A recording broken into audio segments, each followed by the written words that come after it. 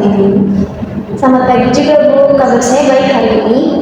Setelah mendeskripsikan diri kamu secara singkat yang ada di sini, Perkenalkan, nama saya Nanda Bisa Putri. Saya lulusan dari SMA 1 Tawangsari, jurusan IPA.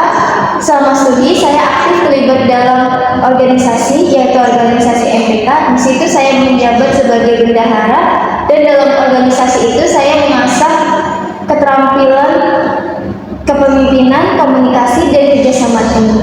Setelah lulus, saya memulai karir saya di sebuah store di Berau, dan saya menjabat sebagai pramuniaga selama 5 bulan.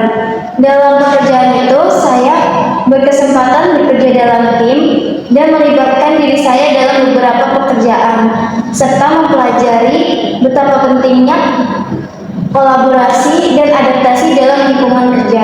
Terima kasih telah memberikan kesempatan ini kepada saya. Saya sangat bersemangat untuk menjelajahi lebih dalam perusahaan ini dan bagaimana saya dapat berkontribusi. Terima kasih.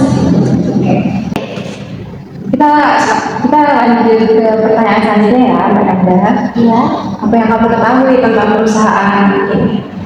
perusahaan Brokol adalah perusahaan tambang terkemuka di Indonesia yang terkenal dengan komitmennya terhadap praktek tambang yang berkelanjutan dan kepeduliannya terhadap lingkungan.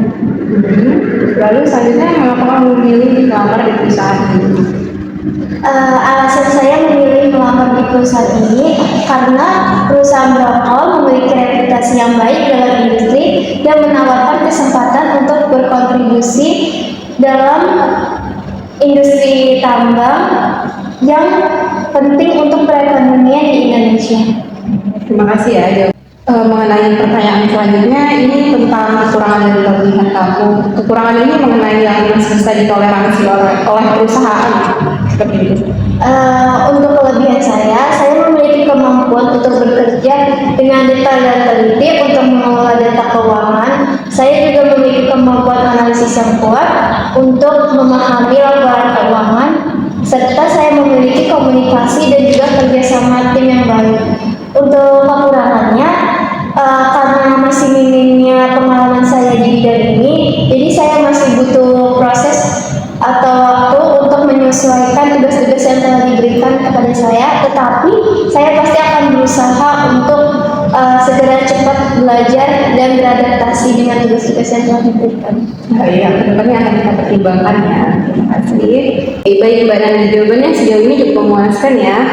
Sekarang ini mengenai rencana kamu 5 tahun mendatang apabila kamu diterima di perusahaan ini itu seperti apa? Rencana saya 5 tahun ke depannya, kalau misalnya saya keterima di perusahaan ini, saya masih ingin terus mengembangkan karir saya dalam bidang ini, dan juga saya berharap dapat mencapai posisi yang lebih tinggi dengan tanggung jawab yang lebih besar. Oke, terima kasih ya jawabannya. Baik, sejauh ini jawaban dari kamu cukup memuaskan ya.